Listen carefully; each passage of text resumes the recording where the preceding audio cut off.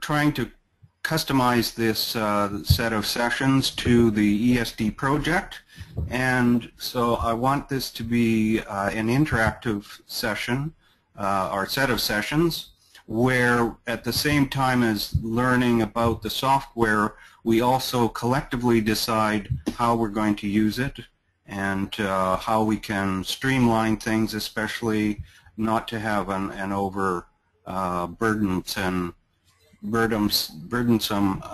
procedures for our energy estimates.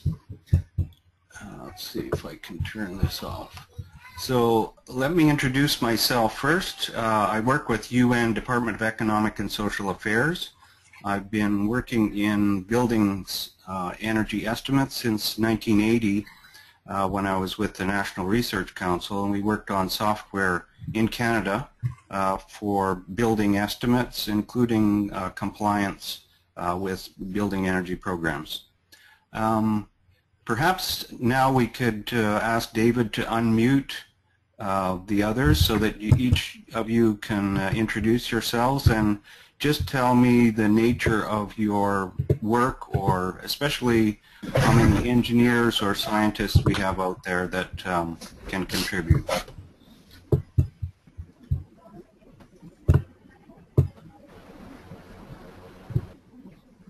John, you want to go first?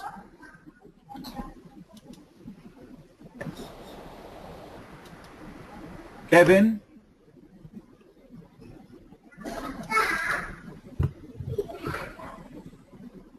Bevan? Jazz? Denise? Anybody? I can start. Henrik here speaking. Good morning. Good morning, everyone. Thank you for having me here on this webinar. It's very interesting to see this. Yes, so my background is mechanical engineering, renewable energy.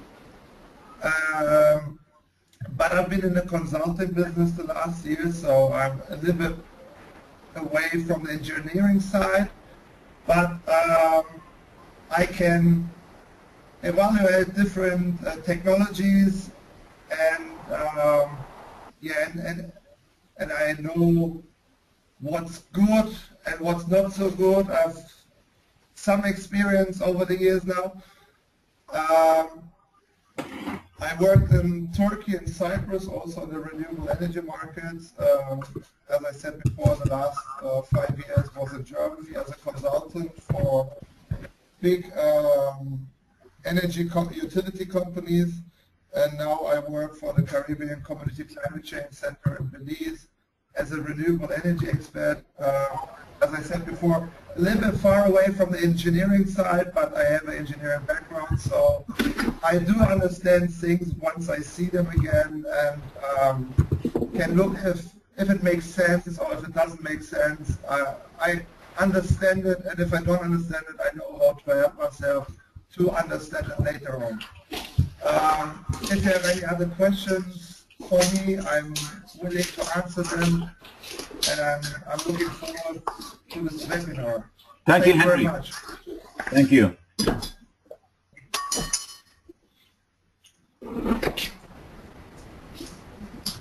John?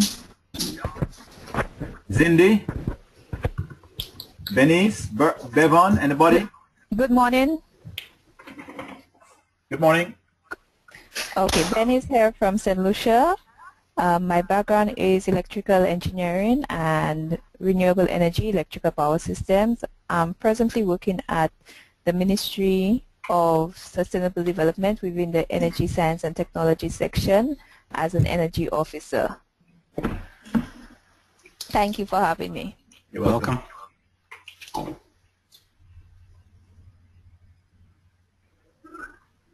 Good morning. My name is Chaz Williams.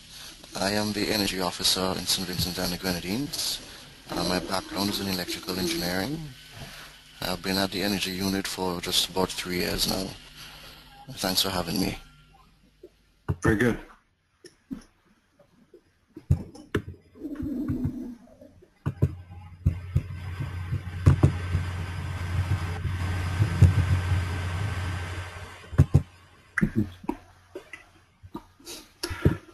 David, can you pull the remaining countries? We haven't heard from Bevan and Chaz. Okay. So if there are no more introductions, we can proceed? Correct. All right. Okay. Can everyone see my screen? Yes. Okay, good. Okay, we'll move on then.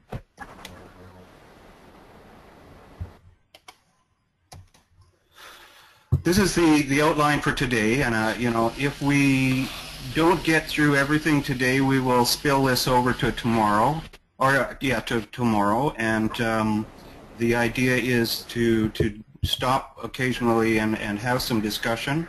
And again, today you shouldn't expect to have learned how to operate the program fully yet, but we want to go through the complete set of calculations as I'm proposing it, and then discuss a bit about the program level how we're going to use it.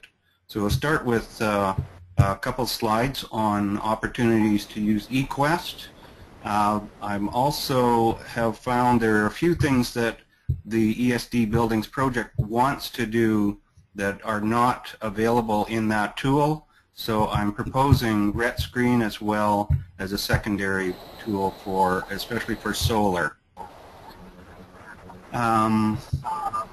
But we're going to look at how the eQUEST handles energy calculations, and then run through a building in St. Lucia that has been studied before, and may perhaps do this again in more detail once we hear from Ken Aldonza.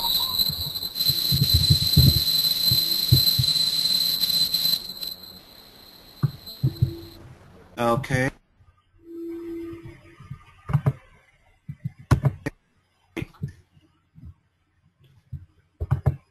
Okay, then the issue we get into later on is if we use this eQUEST as a standard tool, how do we keep it so as not to be more trouble than it's worth? We don't want to spend more time doing the calculations than is really valued to us, and so we need to look at defaults and that kind of thing that we can use. And finally, I want to discuss a series of building types and demonstration sites from each of your countries so that we can use those in the training. And that'll be our last item.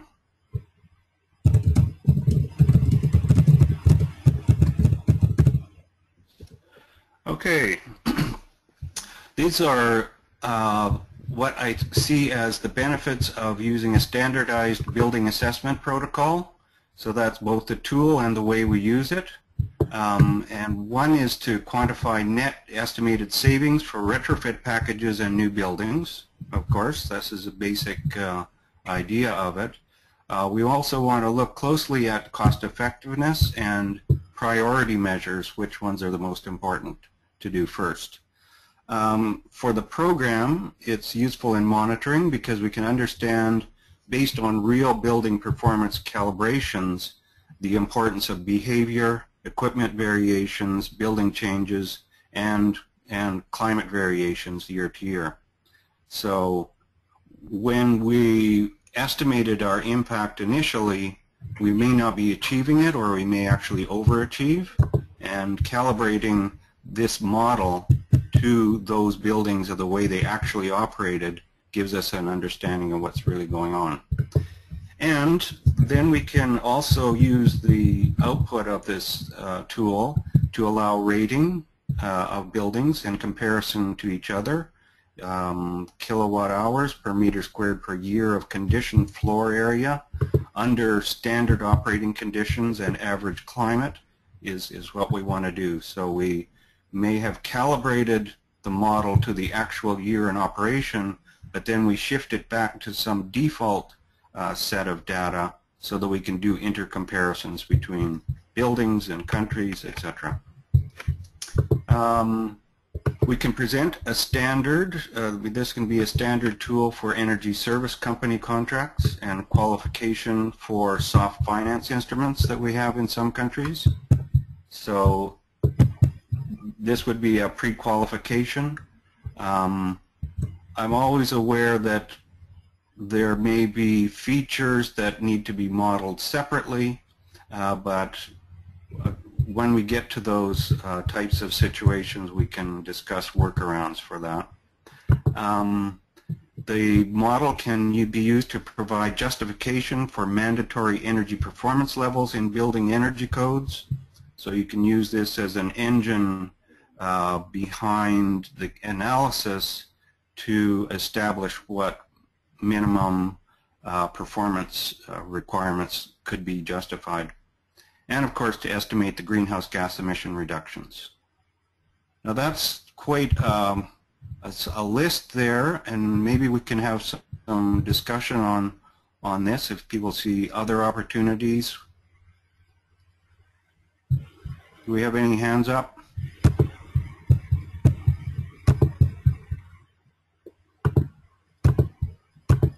No. Okay, we can also come back to this. This is quite a broad list, and I think, you know, if we start with the idea of this being a tool that can be useful for us in our energy assessments, then that's the main point.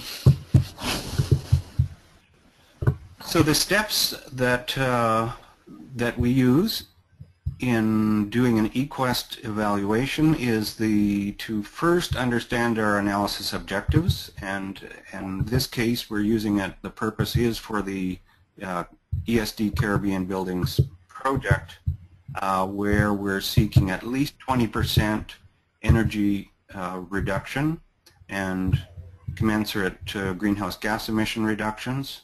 And so we want our tool to be able to tell us what's the best way of achieving that reduction. We need the building site, especially the orientation and the weather data. We'll talk about the weather data again later. We need to understand the building shell, the structure, the materials, and shading of windows. We need to know the building operations and scheduling. We need to have a handle on the internal loads, that's the people and equipment inside the building. And we need to understand the heating, air conditioning, and ventilation equipment performance. So these are the steps we'll go through prior to making the energy estimates. And we'll go to the next slide. What I'm proposing and will focus on today is the use of a schematic methodology. So that's the leftmost, well, it's not the leftmost, it's the third from the left column, the schematic column. And this goes through the information that's needed and the source of that information. So for each of these you'll see the architectural, sometimes you'll get this by inspection, other times you may have construction drawings, but you'll need the building and zone areas. This can be roughly estimated.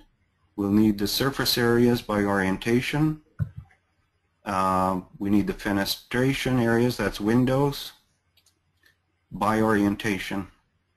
And then if we skip down on the next page for the schematic, we need the occupant, lights, and equipment schedules.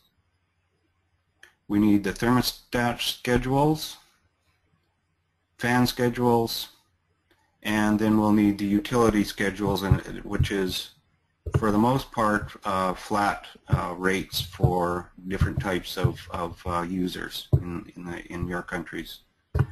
And life cycle cost parameters, so what kinds of paybacks are of interest.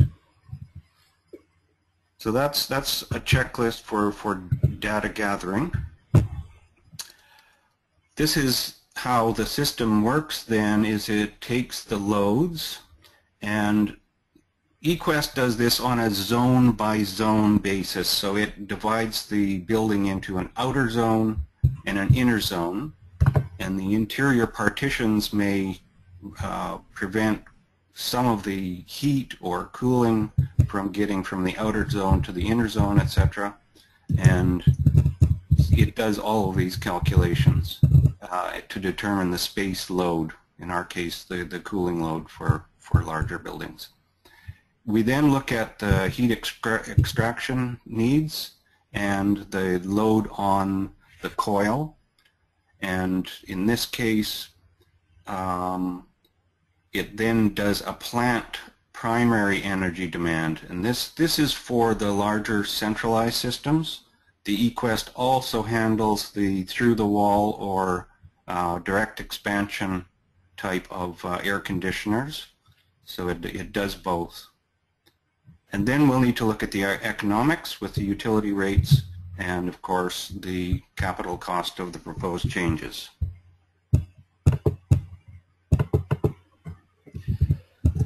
So now I'm going to take a tour through eQUEST using the Greaham Louisy building. As it was a few years ago, I know that there's being some work being done in St. Lucia on this building, and it would be interesting for us to do some more detailed calculations later with some more information from St. Lucia. But for now, since we do have fairly good data on this, we'll look at this building as of 2009, actually. So it's a typical government office, I think, and it has a central AC system with some exterior rooms having direct through-the-wall units, I believe. It has window shading, and it has a fairly high occupancy, higher than the default for California, and it has uninterruptible power supplies, and at least at one time it had a single light switch per floor, and that may have been changed by now. This is a view of it. It's the second building from the right, and those black boxes you can see are the window shades. The building has a white exterior. The program calculates how much sunlight is absorbed by the outside surface of the building, so the color will be something we'll enter. Here it is again, the second from the right, a little further away. And this is the building from the satellite. You can see it has a relatively dark roof color right now. It may have started out lighter. You can see some of the other buildings have lighter color on the roof, but as we see it in this particular photograph, we'd have to give it a medium color, again for the absorption of solar. So does everyone, well, first let's take any questions or comments at this time before we move into the software itself. And maybe, David, we can poll everyone to make sure they have the model available. Okay, everybody should be off mute. So go ahead.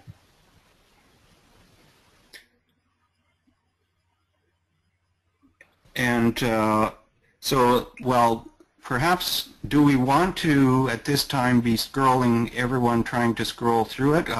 We have the time, I think, to move through about 30 screens.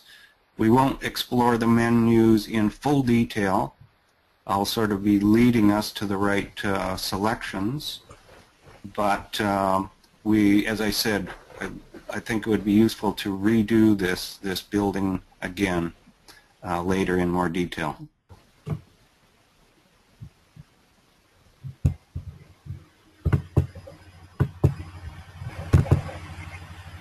Everyone seems to be okay with proceeding. Okay, so I'm switching over to eQUEST now.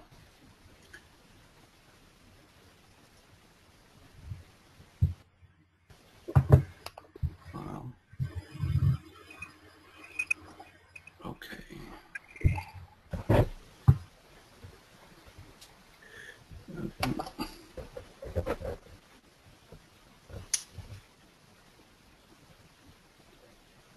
Okay. You know what? Let's all start from the beginning. So I will reopen this.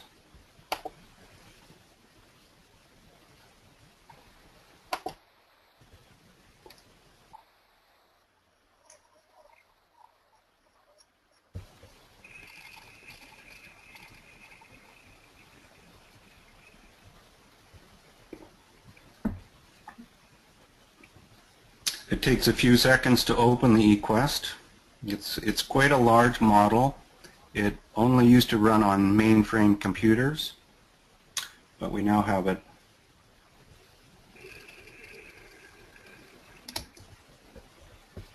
Now can run it on Windows computers.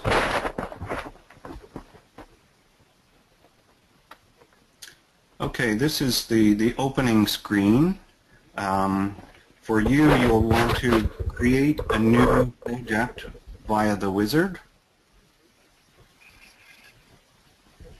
And to save a little bit of work, I'm going to look for Greaham Louisy on my computer.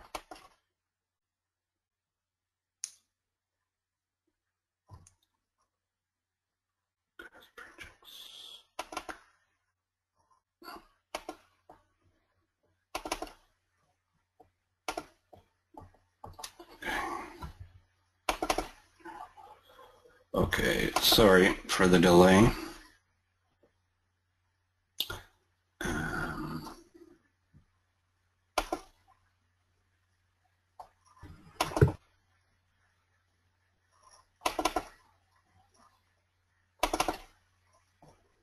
Okay.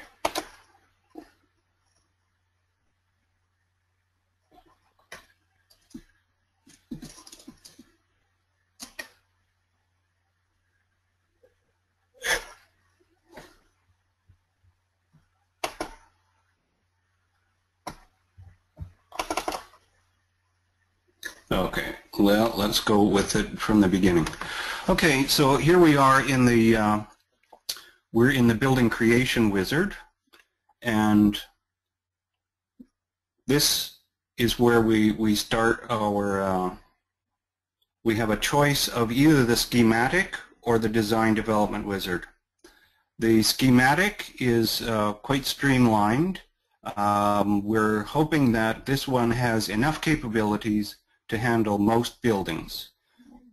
And then in the case of more complicated buildings, we may have to go to the detailed design development wizard. So let's choose the schematic wizard to begin with. This is the way it will open up for you.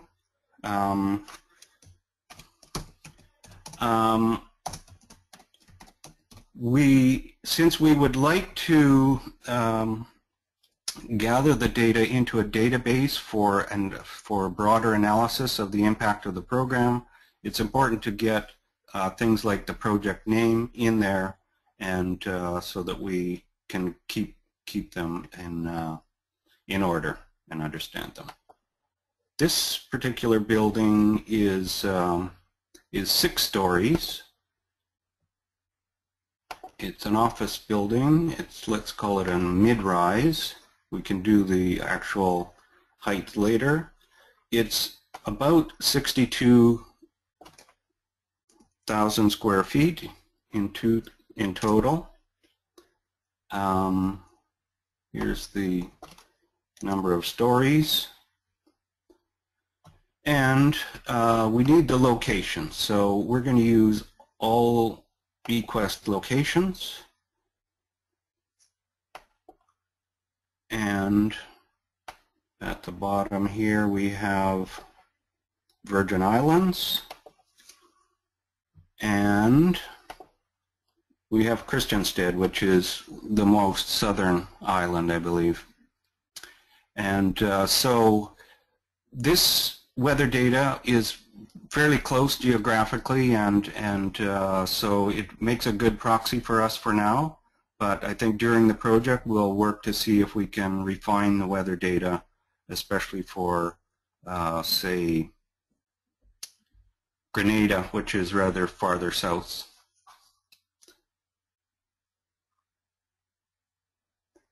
So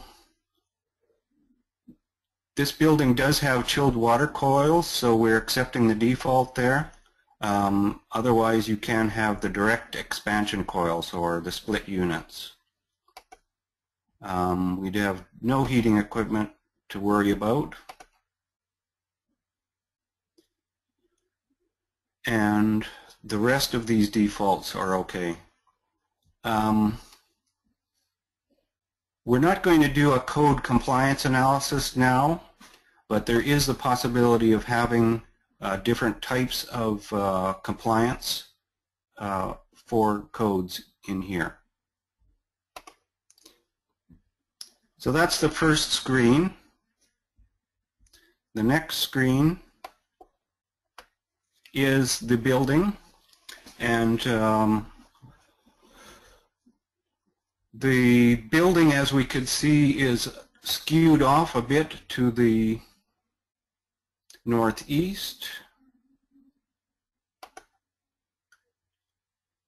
and otherwise it has a depth that's slightly less than its width, and in fact the dimensions, if I recall correctly, are 175 by 68.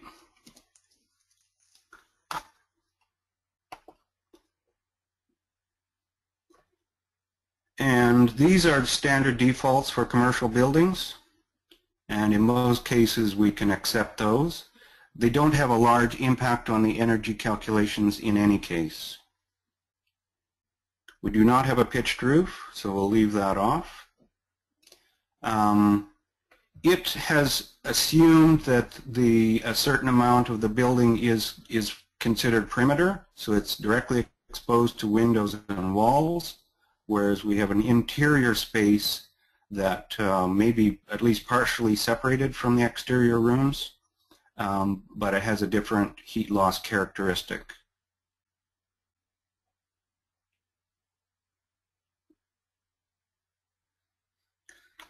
Maybe we can take any questions on at this point.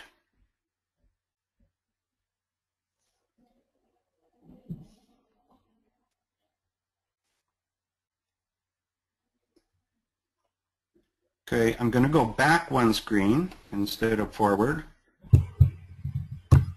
Any questions, anyone?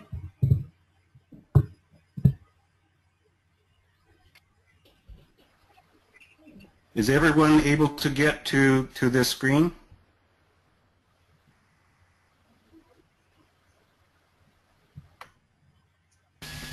Yes. Okay. Okay, moving on to screen 4, we start looking at the building envelope construction. So this building I think has about 6-inch concrete, and there's no insulation at the outside.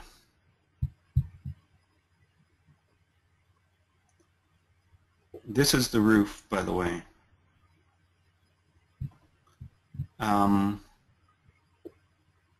Then we look at the above grade walls. Again, these are hollow block.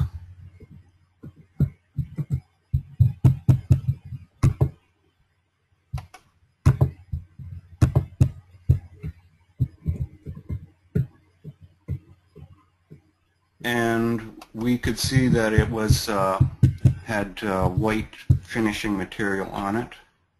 So let's make that here. Oops.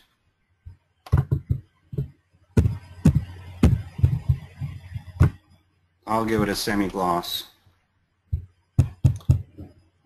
Now, the first amount of thermal resistance for the walls and roof is important, especially dark surfaces that get heated by the sun. But the air temperature difference between inside and outside in the Caribbean is not nearly as large as it is in California or further north. So getting these values approximately correct is useful, but we can see by trial and error that the insulation values that were default in here and we removed would not have made a big difference in most of our Caribbean countries in any case. Interior finish is more typically tile, and the ground floor not insulated. Now it will take a shell tightness default, and I've been using these defaults. They seem adequate. I believe that again, infiltration, that's air leakage, is driven by two things. One is wind and the second is temperature difference. The temperature difference is not very important in the Caribbean unless you have very large openings, and the air that's cooled inside the building leaks out at the lower part of the building and draws warm air in at the top.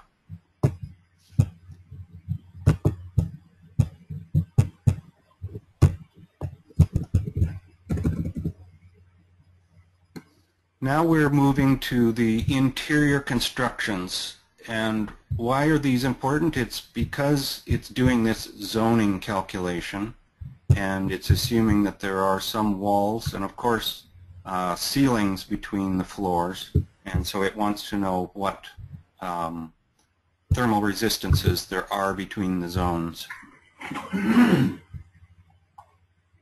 So lay-in acoustic tile is most typical, I would say. You have a drop ceiling, which is serviceable. Wall type could be concrete, could be frame. Certainly not likely any insulation. There's a possibility of insulation, no, not in the, this is interior, so we have to remember that. There would be no insulation typically.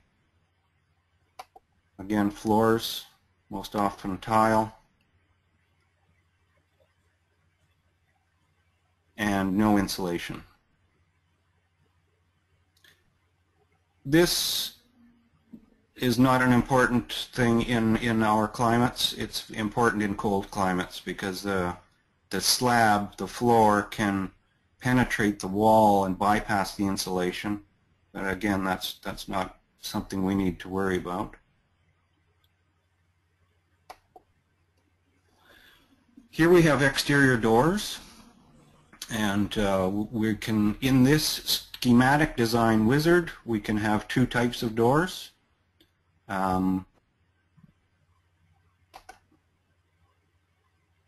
This building, as I recall, has glass doors, and there are probably a couple doors on the south, and I don't think there's anything on the east-west. These, again, are not details that make a lot of difference, but if you'd like to have things accurate, you can adjust those. And most typically we'll have single clear or tint windows with aluminum frames, and the frame is about 3 inches. So that adjusts the aperture for the solar exposure and also the thermal resistance.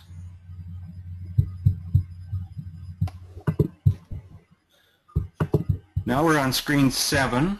They're not going to be 41 because it skips screens that you don't need. So I think we're progressing reasonably well. These green values are defaults for California. It will be possible once we have enough data gathered on the Caribbean buildings to generate a blue set, which would be our own defaults.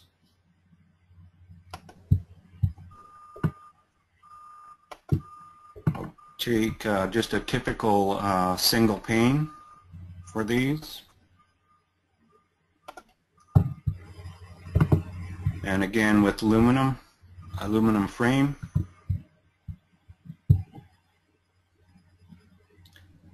And then we have the opportunity to adjust the windows. I'm going to adjust the width of the window to be about 4 feet, because I remember that from the picture there are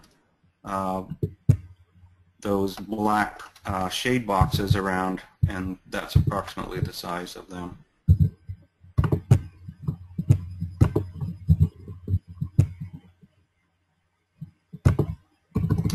Here we can see the percent window to floor area has been defaulted, and it's spread it evenly around the 4 orientations. So we're going to accept these defaults for now and then review them later.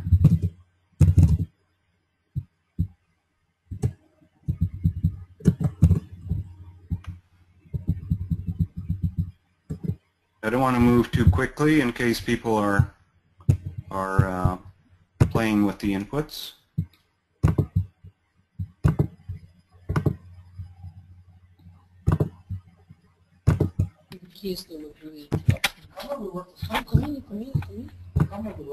Is everybody okay? Has everyone caught up to screen 7?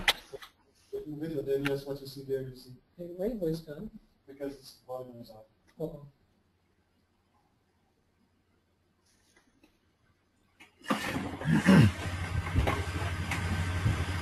Can we check that people are on screen 7?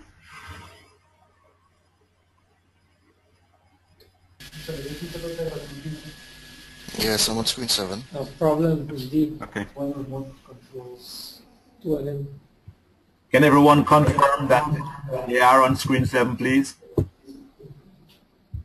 What is it? Screen 7? Which screen is it? Confirm. Okay.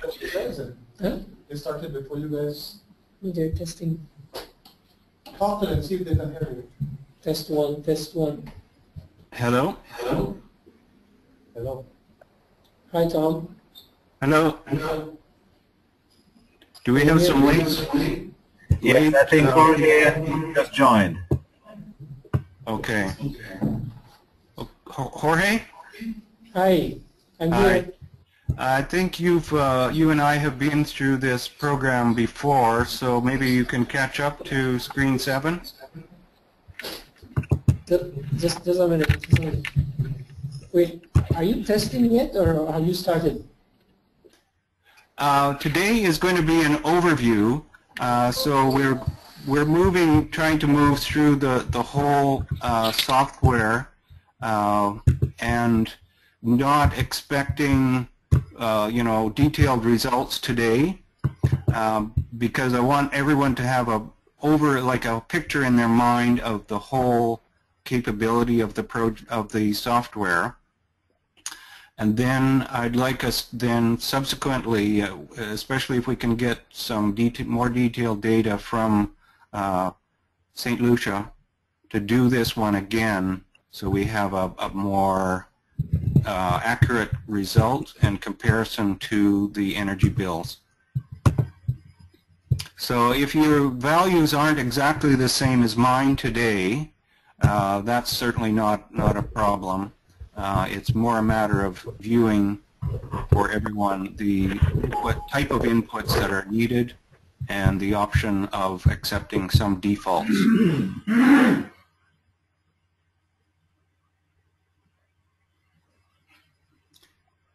Okay, so we've finished the exterior windows. Let's move to the next screen. overhangs. Now we could see that there were boxes over the windows, and part of that will be an overhang, and part of that will be fins on the side.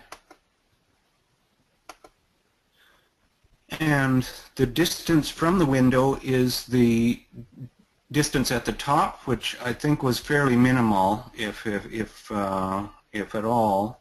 And I would say there's only a few inches up there.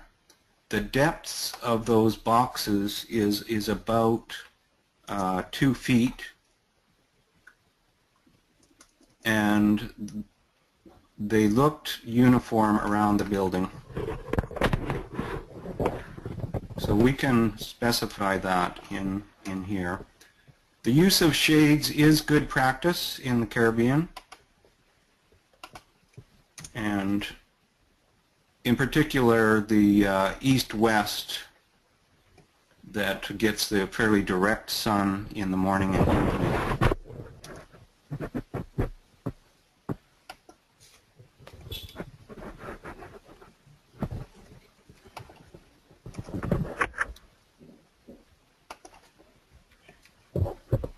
Okay. So it will then take into account at each hour the angle of the sun and whether how much of that sun is hitting the window itself and how much it is being blocked by that those shade boxes.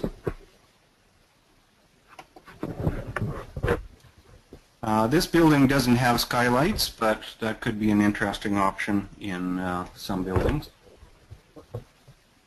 Now we have defaults, and this is the design maximum occupancy for,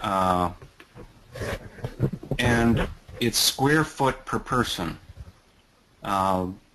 It's the percent of total area that is in the different types of use, and for the most part the percent area I found to be fairly compatible across the Caribbean versus California.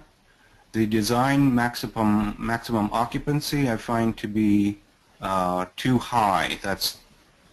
We find more or less square foot per person in a lot of typical buildings. So these values we can then adjust.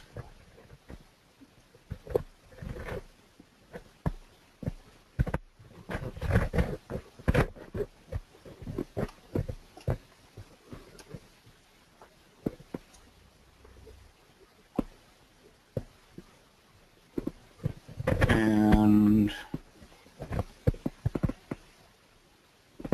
most of these other defaults are probably okay, but this one in particular could be important. And when you do your actual walkthrough, you'll be able to count the number of people against the total square footage and get a handle on this occupancy.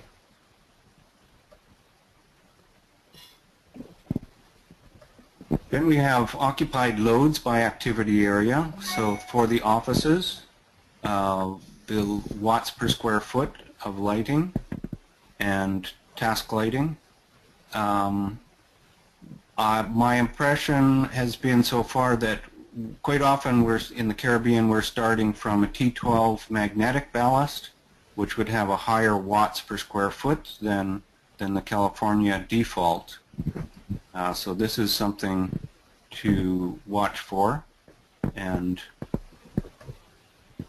we should be able to come up with our own default for this based on whether it's magnetic or electronic, and then the size of the bulb. So T12 being 12 millimeter, 8 millimeter, and 5 millimeter sizes, and each one being more efficient.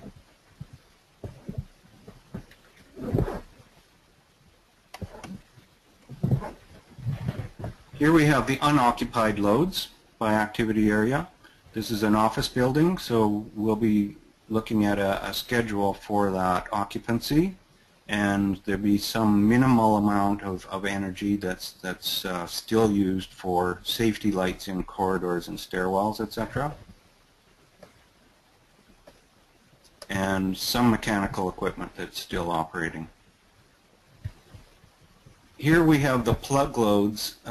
If we notice that, especially in the base case, the UPSs are remaining on, or if transformers are being used for computers or other equipment and they're not being turned off in the unoccupied case, then these plug loads may need to be increased in order to match the base load consumption.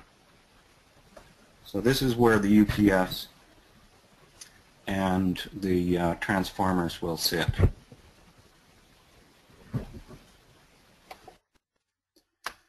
Then we have the schedule, and it's got weekends and holidays that are unoccupied.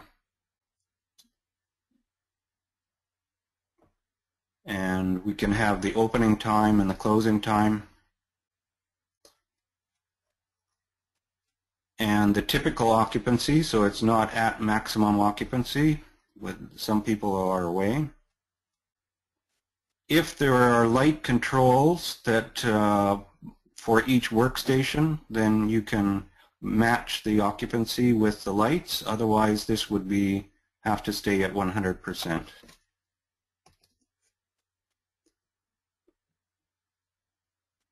And for now, we'll leave the equipment as matching the occupancy, keeping in mind that during the unoccupied schedule, the UPS is being taken care of.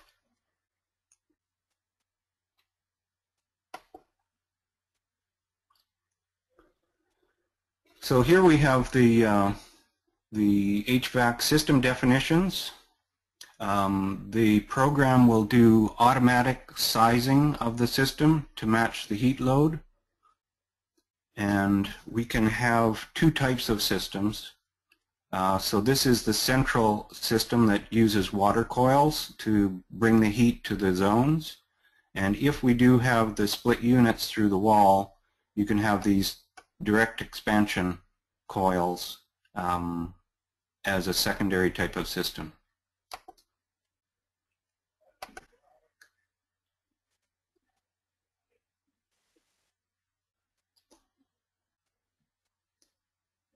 Now, if you have a ducted system, it will calculate the fan energy. If you have coils that run around and are directly, the fan coils are directly supplying air to the building, cooled air, then you have the option of direct there. And the same with the direct expansion coils. If you have a central air handling system, as I've seen in some Caribbean buildings, then you would use the ducted option, and then it would calculate fan energy for distributing the air. System 1 typically is for the core.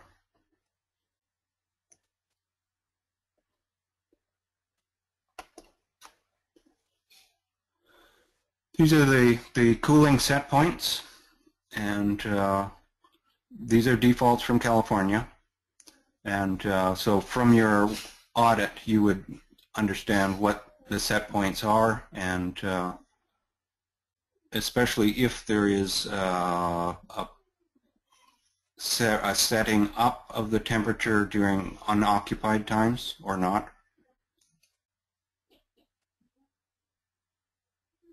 Where's the thermostat? Zone return would only apply to ducted systems. And here's the design, cooling design temperature. So this is, it's sizing the system to be able to provide that capacity, and the supply air itself is entering the room at this temperature. These defaults are generally okay. This is variable air volume, which is not common in the Caribbean. It's an attempt to use outdoor air for cooling when the outside temperature is lower. There are some times of year in some of the Caribbean countries when that's possible, but it's a relatively small opportunity.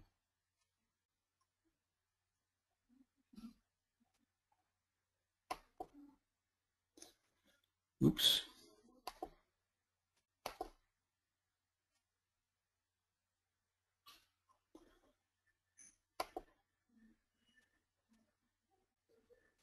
Okay.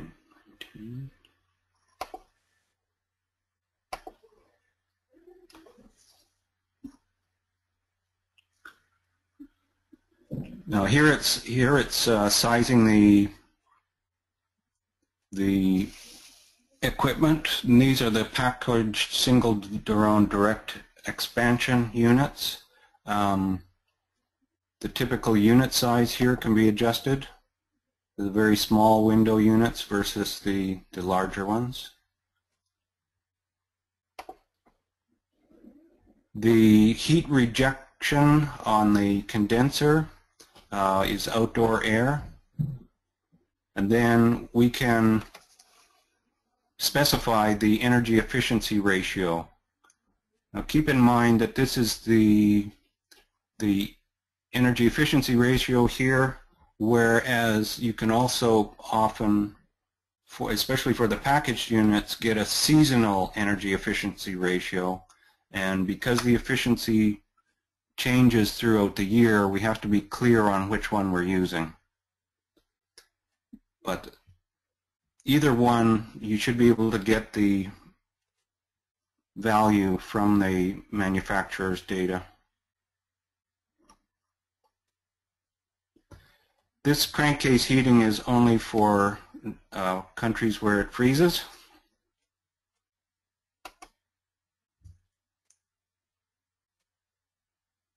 So now we move to the system fans. The default efficiency in California is high because they've legislated that, whereas we would find standard efficiency much more appropriate for, unless you know that it has been upgraded, we can assume that it's a standard efficiency.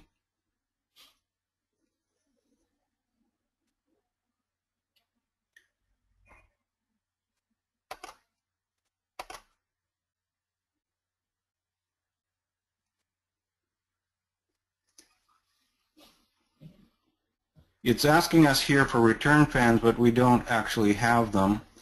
We have supply fans in the direct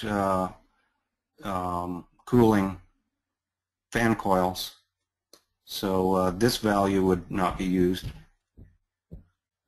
but this upper one will be. This is the fan schedule, and currently it's the same as the occupancy schedule, except that it starts 1 hour before the occupants arrive and stops 1 hour after. Well, that's specified here.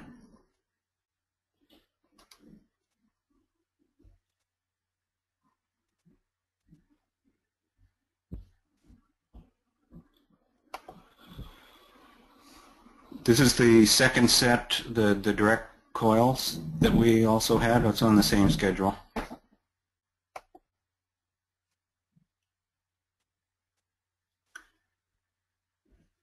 We don't have any heating. Economizers are not very common.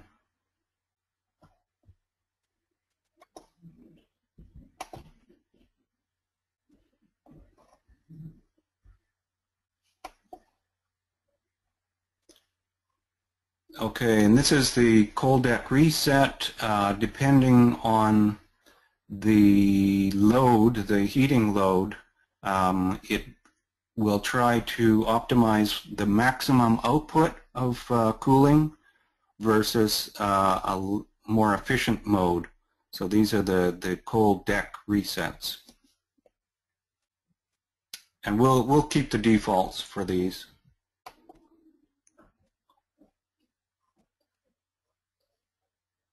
This is the chilled water system then.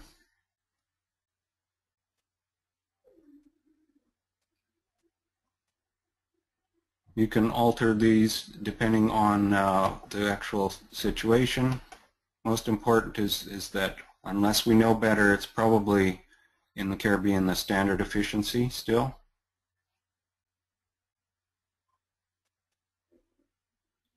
These default calculations I think we can accept and only revisit if we have a building that deviates from the estimate quite significantly. We would need to go back and check some of the assumptions.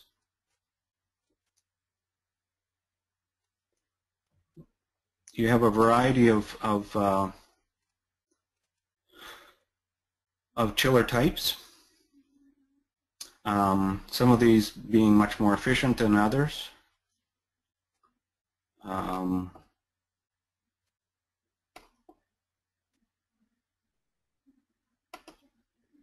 Here we can see the screw has a better efficiency than the default, which was the reciprocating hermetic. And we can accept this auto sizing for the time being.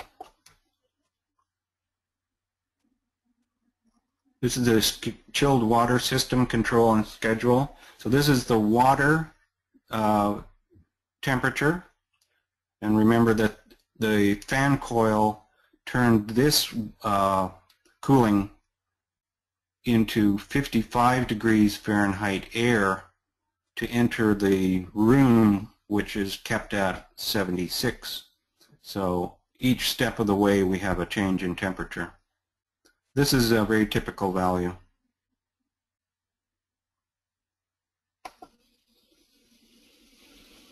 Now this is for the domestic hot water heating. It does not give us all of the options we would like, but as you'll see in the result, the calculation gives us the BTUs per month or per year, and we can go back and change that into propane or fuel oil, whichever type of fuel we're using.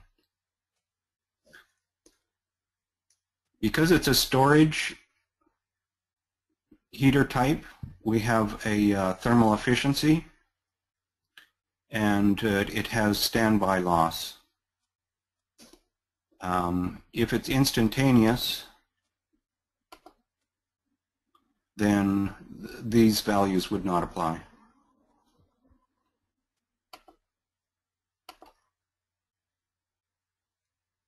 And these are the typical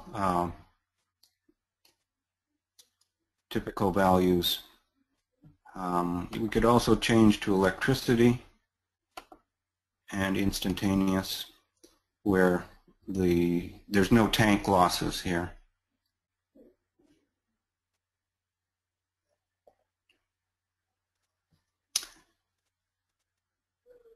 This is a supply water temperature, can be altered.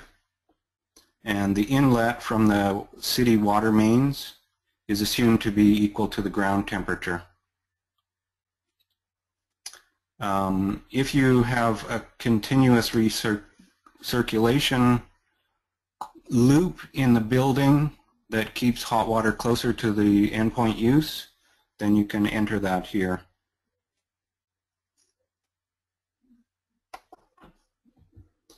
And now we're at slide 41, which again is our sort of housekeeping or bookkeeping opportunity to know the address and the owner.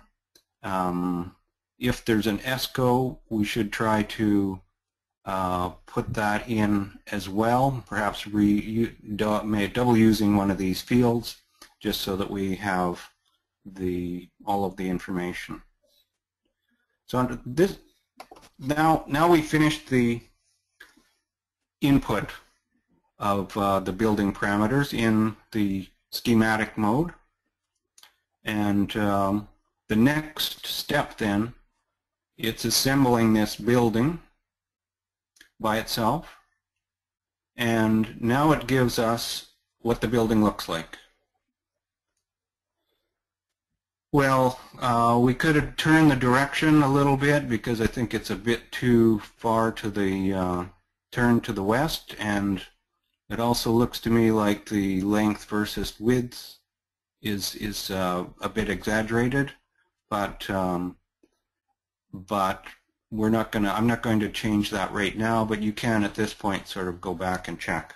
Also, we can look at how it has put the windows, and we could probably go back and change this so that the windows are further apart and a little bit wider.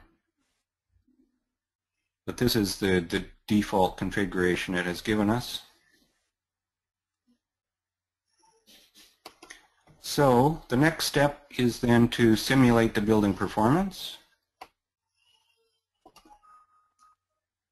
It always gives you this message, and you can always say, okay.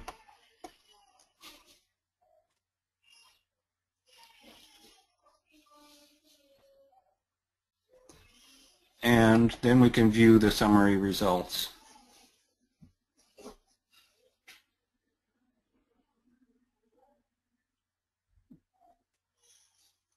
So what's interesting is to compare the profile to the meter readings, monthly meter readings, keeping in mind if they're being estimated meter readings, they may not be, the meter readings may not, or the bills may not be monthly. They may be estimates of perhaps 2 months worth of consumption, but it's interesting to compare the profiles with the actual meter readings. It's calculated all of the different types of energy use. It's calculated the pump energy use. It has calculated ventilation fans, although quite often in the Caribbean we've seen more of a reliance on air leakage, as well as perhaps an air inlet to the any cooling system fans. Of course, there's no space heating, and in this type of building there's not an estimate for refrigeration.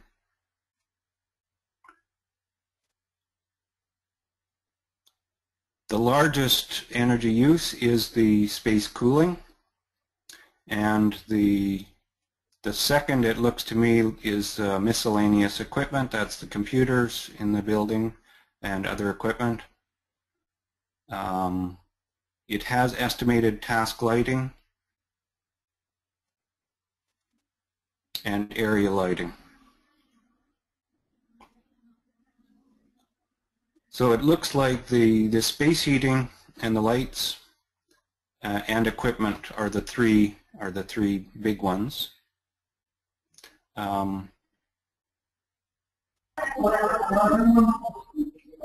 We have a question?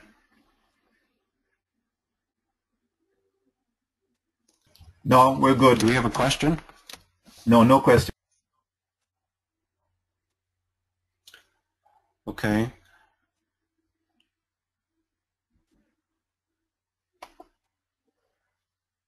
Down here on the lower left corner, you can get reports, and here we can choose energy consumption by end use. So here again, perhaps it's more easily seen that the cooling, lighting, and plug loads were the largest energy uses.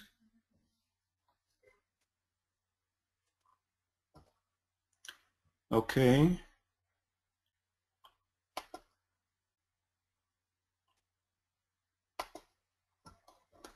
Okay. Now on the upper left, let's go to wizard data. Oh, here. On the upper left, we want to return to the building description mode.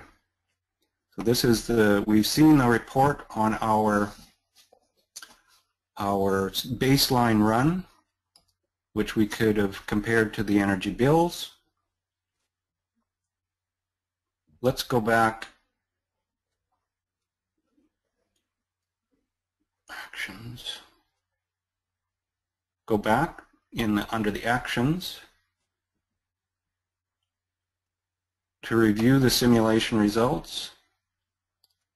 The actual energy consumption for 2009 was 1,300 kilowatt hours, or pardon me, megawatt hours. So our simulation was within 10%. So just using defaults for the size of building, having bumped up the occupancy slightly, and characterized the building in a reasonable way, we're getting very close to the actual consumption. Although I've done this building before, you could see that I moved through all of the inputs, and I didn't have any notes here, just what I recalled from that being in that building.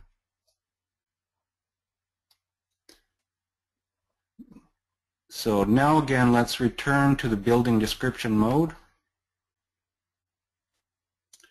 And here you can see all of the data that it has generated for the building. There is a way to edit this, but for the purpose of the project, we're proposing that we try to avoid detailed editing of components, and mainly use the schematic wizard because it's a streamlined way. And if we're getting very close to the energy consumption data and giving ourselves good direction in terms of which components to move our energy efficiency measures towards, then we shouldn't try to be too exact. So at the lower left, we go back to actions. And up on this column, we take the energy efficiency measure wizard. So this is the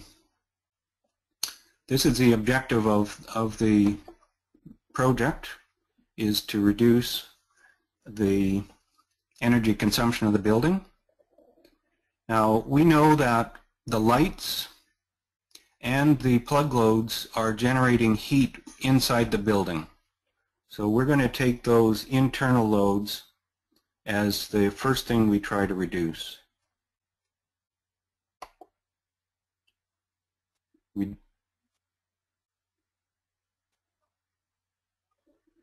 Lighting power density.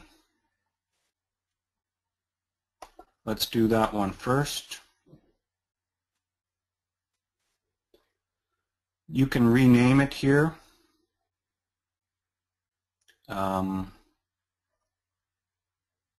For instance, if the default was T12 to T8,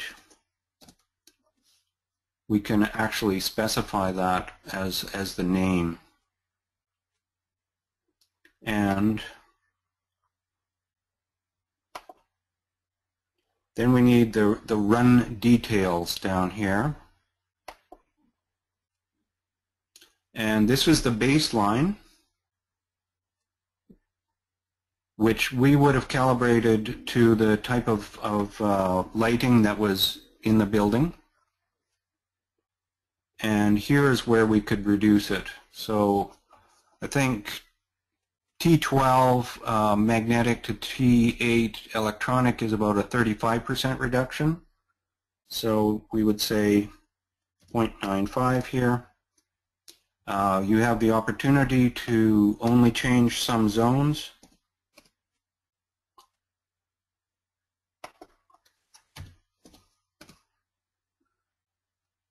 So we could probably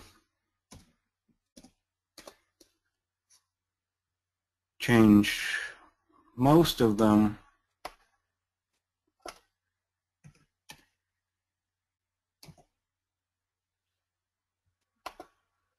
We'll leave the mechanical room and we'll leave the copy room because they're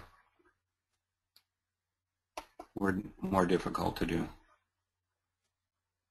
Okay, we finished that. That's one measure, and we can do another simulation now.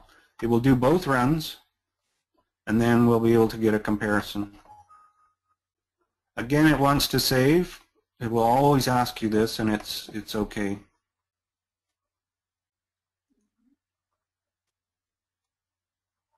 This is our baseline.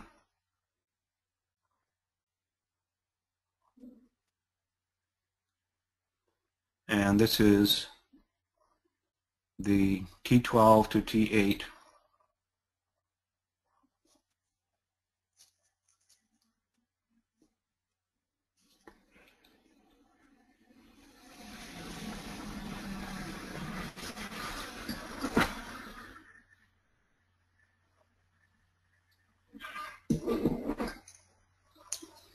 Okay, so now let's review our results again. This is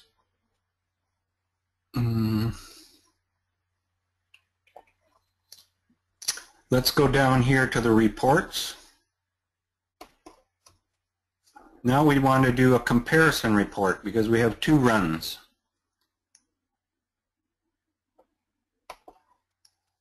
This is the monthly total energy consumption, and we can see that the lights have knocked it down by some 5%.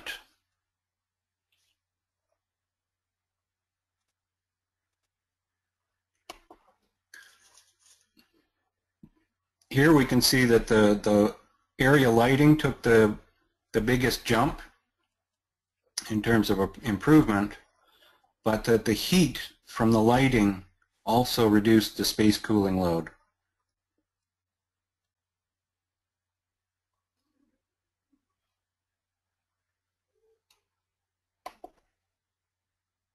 Here we get a different type of bar chart for the same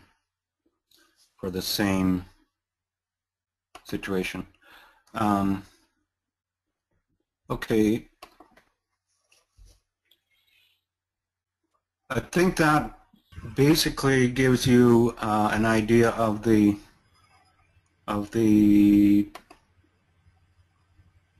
capabilities of the model, and we can add more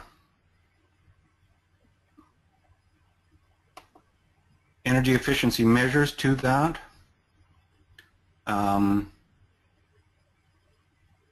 The other internal load that we could see was fairly high is the equipment power density.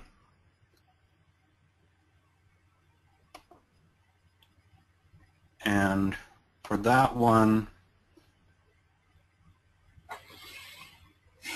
again, we can get fairly, depending on what was there, if it has UPSs and transformers and we're able to remove those, we can get quite a significant reduction. So Tom, just a time check, it's 12:55 Eastern Daylight Time. We're going to go to 1:15 Eastern Daylight Time for those on the call. Okay. We've been able to complete a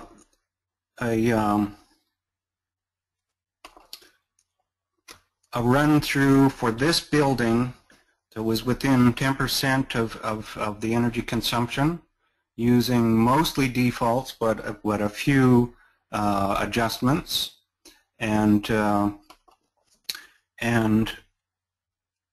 I'll just simulate a second one, which was the plug loads.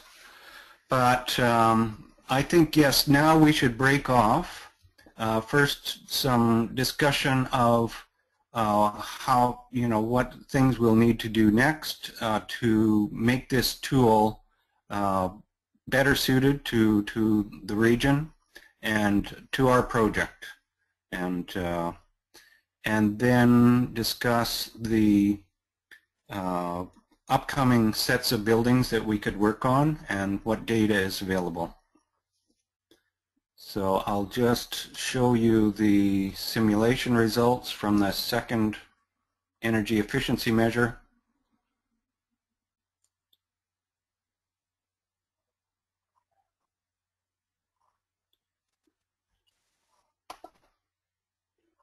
And here we can see that second reduction coming in the green part, which was the equipment. And okay, so let me go back to the presentation. This is some work that was done on that building. Again, the megawatt hours was fairly close.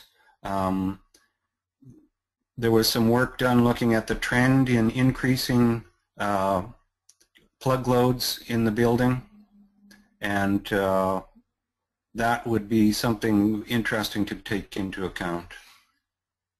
This is the rating for the Greaham Louisy building, so you can see it relative to buildings in other countries, and the rating being in kilowatt hours per meter squared. So now I think we should open up for discussion, and we would certainly be happy to receive email feedback as well. And the issue is, as we go forward, we want to keep in mind a trade-off of effort to gather the detailed data on a building versus finding good direction towards a general improved upgrade of the buildings. And the straw man, which is the man you can shoot arrows at, is the straw man proposal, is to use eQUEST in the schematic design wizard, and we can leave a loophole for detailed design for very complex buildings that we find we're unable to model. And I have run across some in small island states. The other thing, we'll use at least one of our sessions for ret screen, because photovoltaics and solar water heating are not in eQUEST, strictly speaking. And from the detailed assessments from our demo buildings and any other buildings that you have detailed data on, we would like to generate a custom default library that we can use in the project, as well as generate typical meteorological years for your countries. So, Tom, I had a question that I missed from Bernice. Her question is: the lay in Acoustin the one with the drop ceiling? Yes. Yes. Yeah, that's the drop ceiling. It's very typical.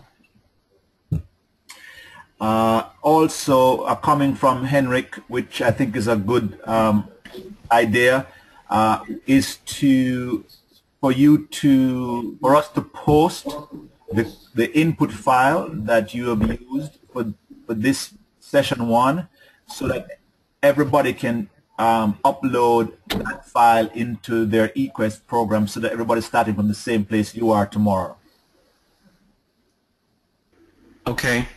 So I'll zip it into a folder and send to you. Yes, please, just zip it to me and send it, and I will upload. It will be available on the ESD website, which is esd.sids.org. I will I will send an email where you can pick up the presentation, the recorded webinar. This webinar is being recorded, as well as the saved input files sometime after 4 p.m. Eastern Daylight Time today. Okay. Can we also call on St. Lucia to provide us any more detailed data, especially the upgrades that you're planning there? Okay, Ben is here. Can I get an email with the specified documents that you request or information that you're requesting? Okay. Tom, just keep me, CC me on that email so I can follow up, please. Well, I'll send it to you because this will be something we'll need eventually for all the buildings we're doing. Okay, great.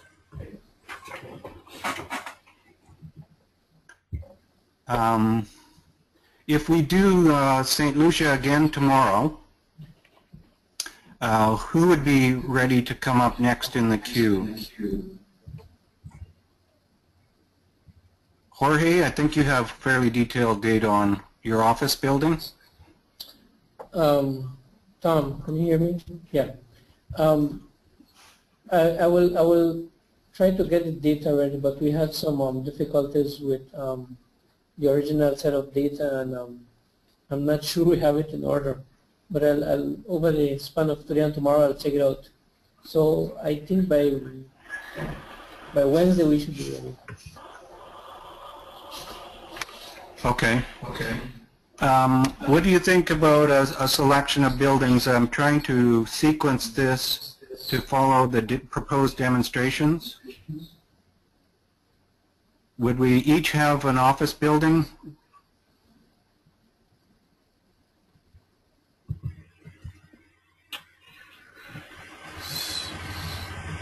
We've got one for St. Lucia, one for Belize. I know there's been some work done on the Grenada office buildings.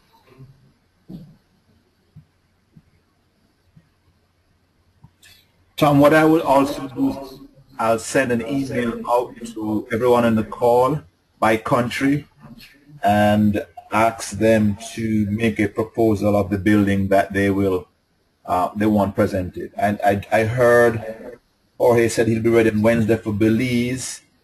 So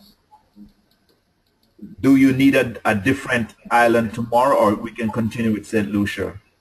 I think we'll continue with St. Lucia. I'll send the email out right away so that they have time to gather the data. Okay. But I know they've been working on that building, so I'm hoping it'll be readily available. All right, so I'll send out an email asking everybody on the call by country to propose at least one building from their countries. Yeah. I think as we do more and more office buildings, we can get faster at it. And we wouldn't need to be guided screen by screen.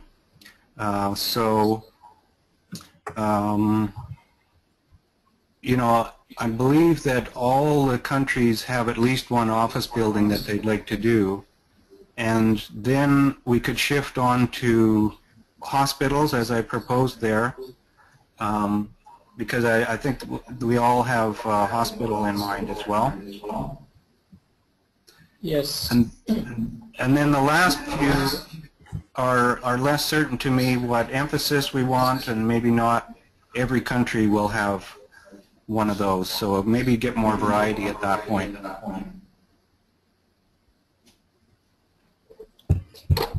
David.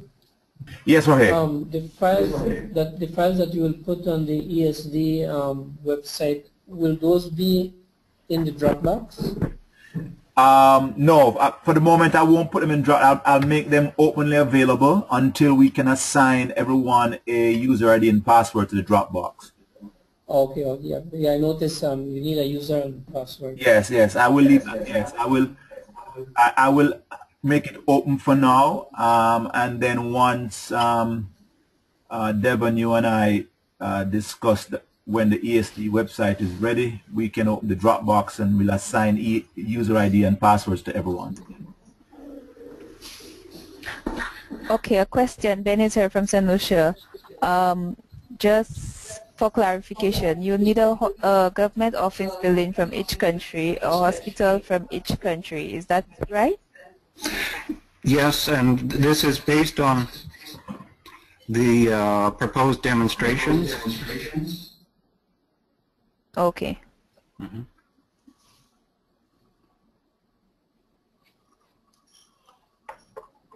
Tom. Yes? Yes. Can you tell us exactly what data you need for each building? What detail of data? Okay, yes. I'm going to send an email with a list.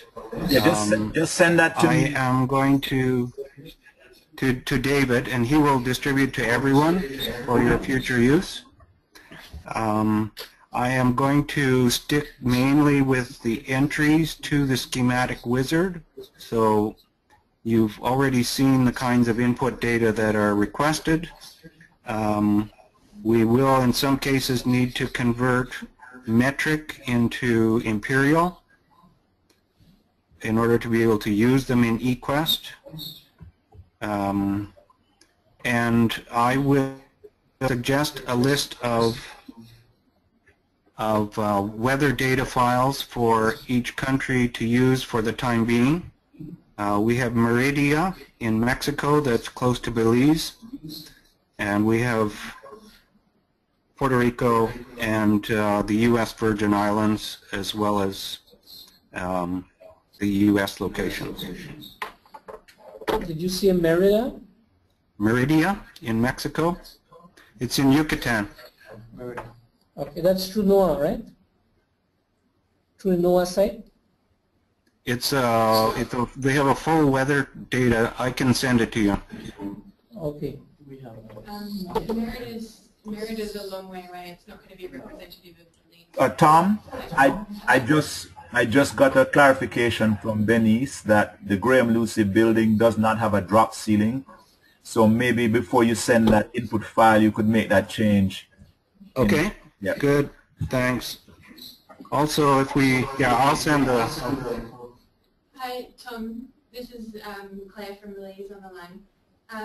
The Merida site is quite a long way from Belize, and I'm concerned that it won't be representative of the climate here. Is there any possibility of getting a weather file, say, from Chetumal? I believe that Jorge, can you respond?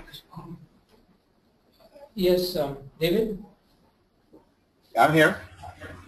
What was the question? Yeah. This was my colleague Claire.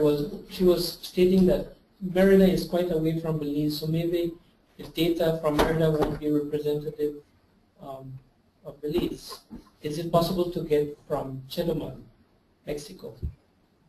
I only found 3 Mexico ones, and that was the closest. But I think in our discussions previously, and I think cross-queue work, there was the possibility to come up to generate a TMY for Belize City. Yeah, that would be a better option. There is a rosebud and there's data from the Web Bureau.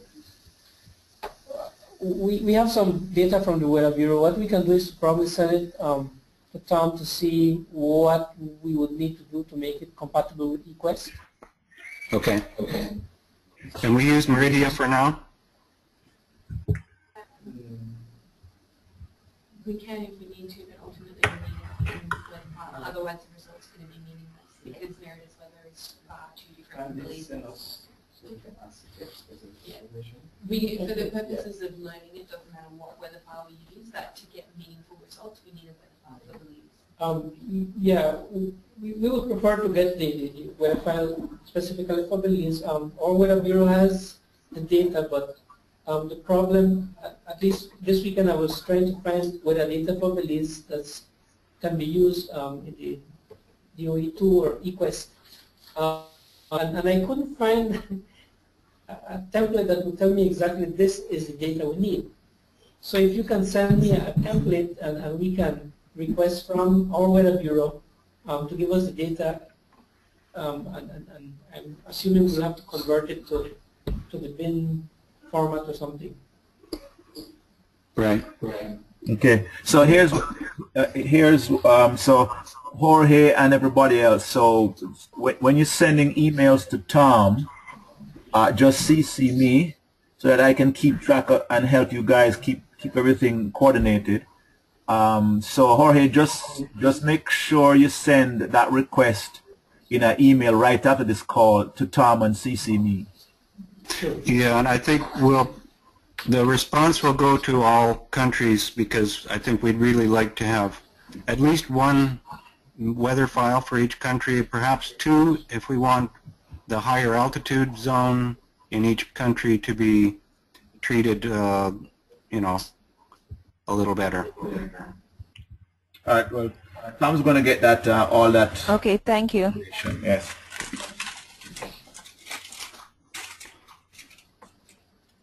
We have about 3 minutes. Anything else, folks?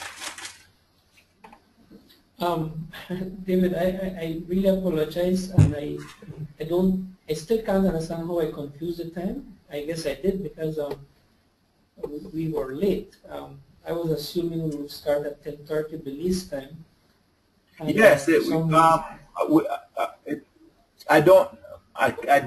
should have said, the email should have said 11:30 a.m. Eastern Daylight Time. I'm checking to see. Let me see what it did say, actually. I'm pretty sure that's what it said. I think from St. Lucia, initially the email said EST and then it said EDT. Right, it's Eastern Daylight Time. I'm sorry, yes. So Eastern Daylight Time. We're still on Daylight Time here, so it's right now it's 1:13 p.m. Eastern Daylight Time.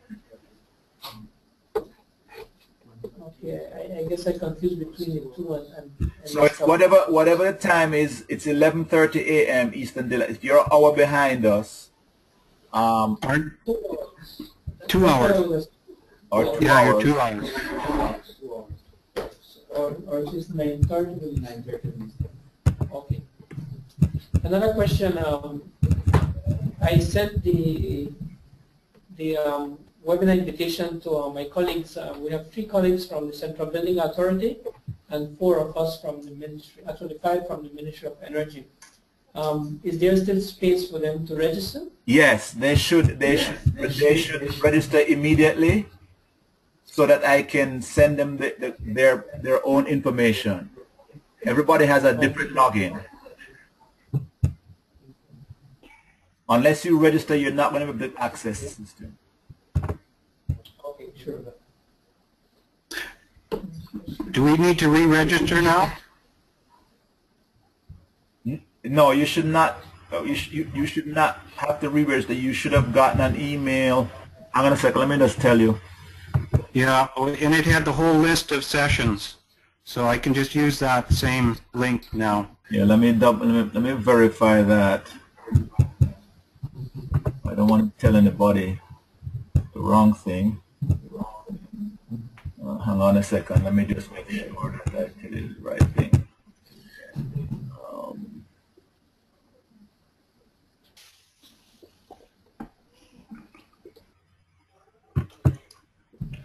Yes, you should have in your email box an email from Christine or from GoToWebinar that provides you with tomorrow's login. So you should not once you register, you should be okay. Okay. Ben is here from St. Lucia. Yes, I've already received that email. Yep. So you only need to register one time, and you will get a reminder the day before and about 3 or 4 hours before the webinar with the link to join. So if you're registered, you're fine. Yes. Yes. She said one email had ESD and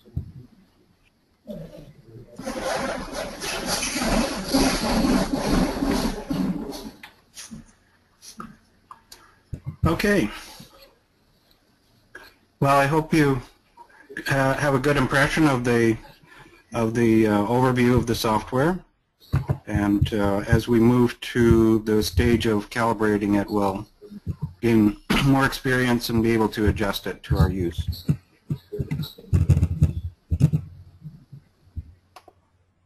Tom and David, one last question here from Belize. Hello. Yes, Yes. we're here. yes, you're here. Will the recording be available today? Yes, the presentation, the recording, and the files, the actual input file that Tom has been working on will be available sometime after 4 p.m. Eastern Daylight Time, which would be 2 p.m. Okay. Belize time. It takes a couple hours for the recording. Because we missed the beginning. Yeah, we just want to catch up. Yep. Great.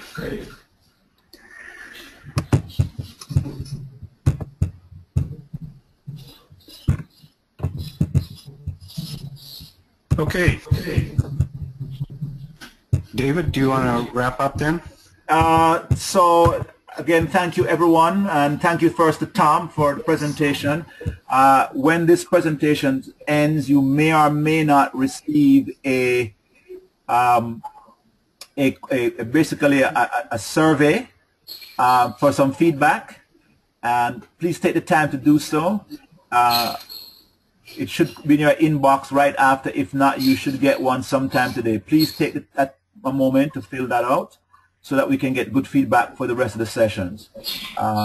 Thank you very much, everybody, for participating, and we will see you tomorrow at 11:30 a.m. Eastern Daylight Time. Thank you. Thank you.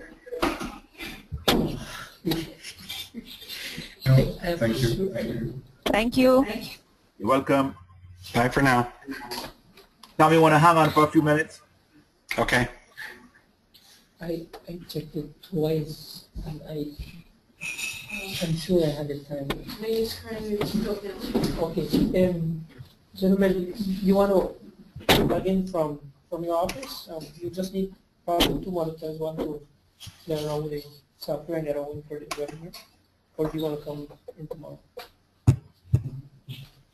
I think right now, tomorrow, I have the day of tomorrow. It is so we will do it tomorrow, yeah? Okay, okay. And then the rest will do it the day after. Okay, all right. I have a function and then he wants to do that, so afterwards I want to support. I could go afterwards. What if you want? You have your laptop. You could install eQUEST. In fact, I have the file right here. I could figure out, you know, how you want. But I put the file. Yeah, and about 100 megabytes. But let me just sign out of this thing.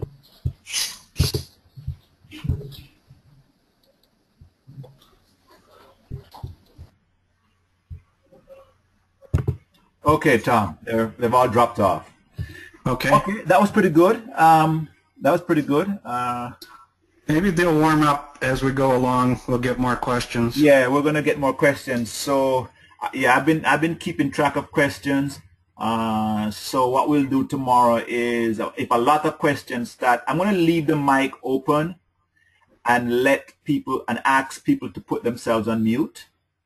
That way they can ask the questions directly. I think Themselves. Okay. yeah, because we don't. If we're not getting that many, then we might as well leave it open. Yes, and plus it's not like it's 25, 30 people. It's, you know, it's 10 people. That's manageable, and they can ask questions directly. So I'm going to make that change tomorrow. Yeah. Okay. Yeah, as soon as you can make those changes to the file, just, you know, I think Benny said the drop ceiling, so there's no drop ceiling. If you can make that change, and then get me the file. I'm going to put the recording and the presentation, everything up as quickly as I can. And then if you could compile what everybody's required, what you're looking for from everybody, which is weather data, 2 types of weather data, a government building, the hospital, just what, you know, if you have an input format for the data, just all of that in one big email. What I will do is I will format the email and send it out to everybody in CCU. Make sense? Tom? Uh-oh. Tom?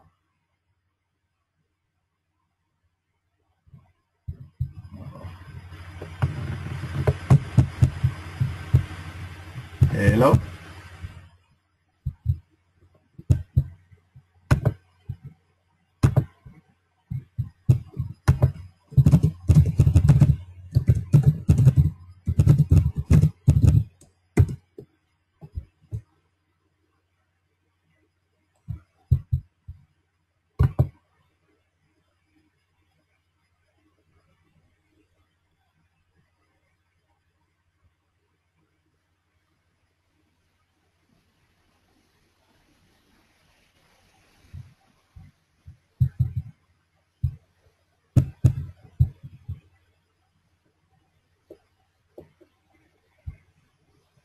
Tom? Tom, can you hear me?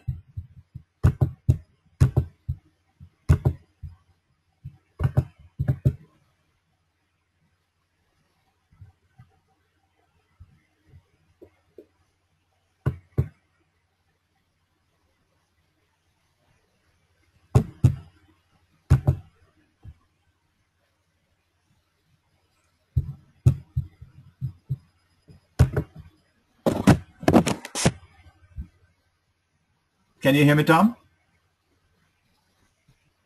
I can't hear you. Your mic's muted.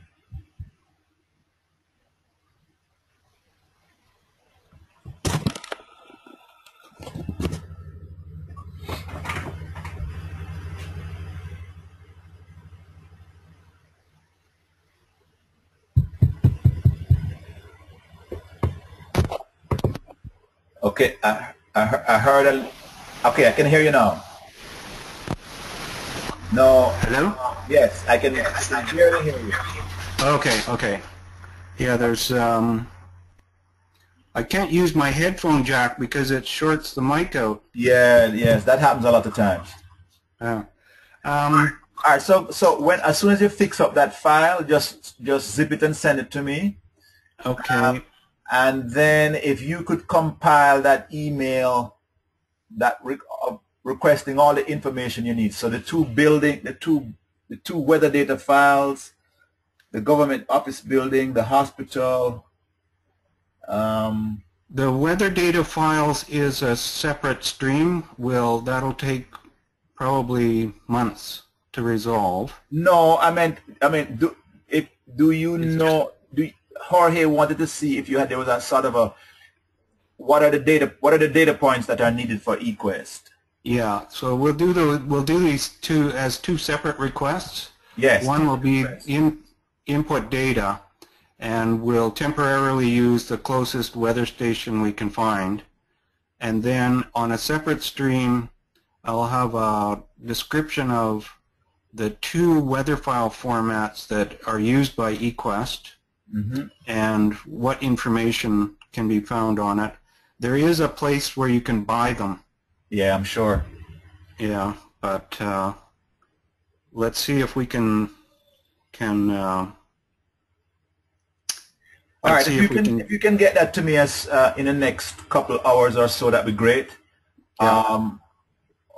Well, yeah, in the next 3 hours, what I want to be able to do is by 4 or 5 o'clock this evening, I want to have the emails out, the 2 emails out, as well as the files posted on the ESD website. So I'm going to get that done. Okay, and then I sent another document for reading. Okay, when did you send that?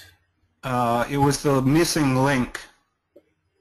Oh, hang on. Yes, I think I think they have that, the overview, Okay. right? Was it the overview?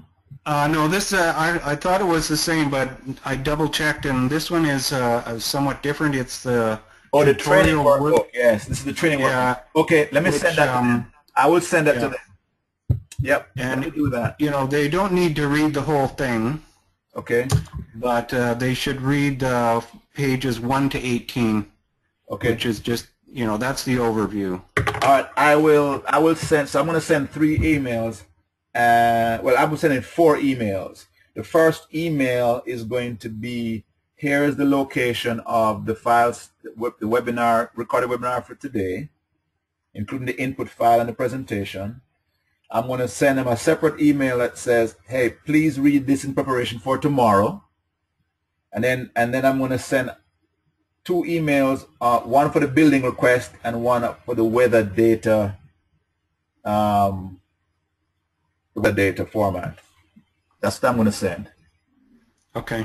All right. So I'll wait on you. I'll send this one first, asking them to prepare for tomorrow, and then I'll wait for you to send me the zipped file, and then I'll wait for you to send me the other 2 emails you want me to send. Okay. All right. Sounds good. Okay. Talk to you soon. Great. Yep. Bye. Bye for now.